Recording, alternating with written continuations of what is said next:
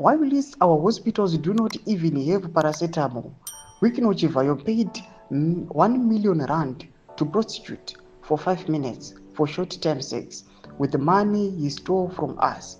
Mnangagwa is a destroyer. Panapa vakomana veThe Zimbabwean Kosa vanoonekwa kunzi ndo masupporters aiwa Vice President Constantino Chiwenga voya vachikomplaina pamusoro aiwa pema-receipts ari kubuda panapa ne-evidence ichionekwa kunzi aiwa Wicknochive pamwe nemachats anoonekwa kunzi aiwa anobhadhira 1 million rands just for 5 minutes. Sana pena mashuka mudanyirwa panapa kuti subscribe or like on the bell icon. These pictures out pa social media samuri kuona this comment munoona kuti aiwa people vari kuya vachikomplaina sezvamuri kuona zvinogwana lini achiti Chigananda paid 1 million rands using the election money. What loads of ndobaisa zvima-emoji vatikuona kuti aiwa atori mataxi zvavo ari kukanda kuna Wicknochivayo. Panapa tikuona kuti aiwa people they are not happy.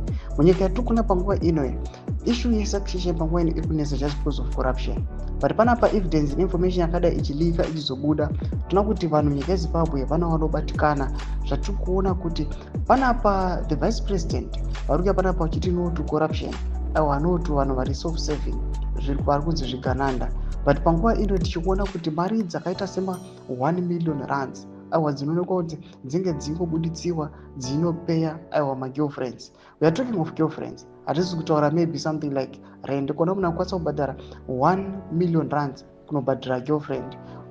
How much do you think kuti he is earning even per day? Mashoko anoonekwa kunzi aiwa munyika yeZimbabwe imari yakawanda aiwa iri kufanelewa panguva ino ichienda kune vanhu vari corrupt. Nyika yeZimbabwe mukandarisa masectors ese panguva ino hapasisina zvine musoro zvavako, zvipatara, maroads and the likes. Education hatichatauri.